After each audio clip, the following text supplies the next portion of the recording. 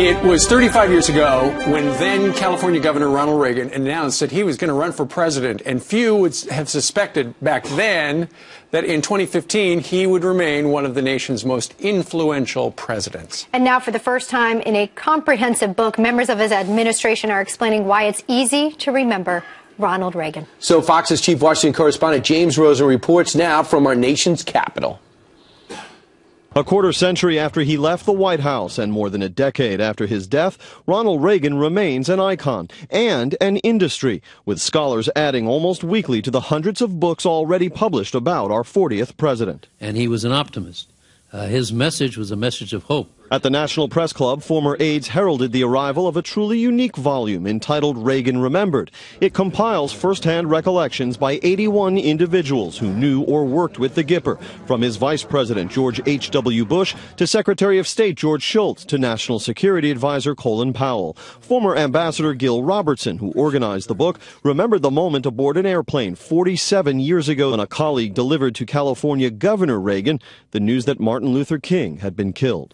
Governor just looked down, and then he sat down in his seat, and then he looked back across the aisle, and he saw the governor, lips moving, praying.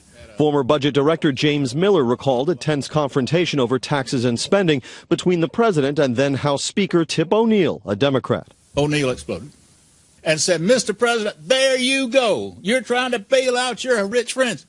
President said, "There you go, Tip O'Neill. Government, that's the answer to everything." February brought us Ronald Reagan, Decisions of Greatness by former domestic policy aide Martin Anderson and his wife. Next week will bring Reagan the Life, an 800-page treatment by historian H.W. Brands. And October will see the debut of Last Act, the final years and emerging legacy of Ronald Reagan by Craig Shirley, who has so far written 1,700 pages on Reagan and recently explained that his work is intended in part to correct the caricature presented by establishment historians. They did not understand him, and I don't think they understand him to this day, is that most books by quote-unquote liberal authors, historians about Ronald Reagan, are critical or disdainful of him. He grew up poor, he grew up in the Midwest, he was a Hollywood actor, and nothing in his life was anything like what they had experienced, so they didn't understand it, so that they were highly critical of him before his presidency, during his presidency, and after his presidency.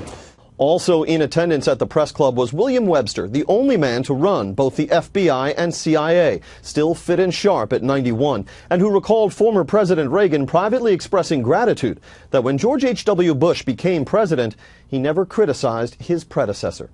Steve, Elizabeth, and Brian.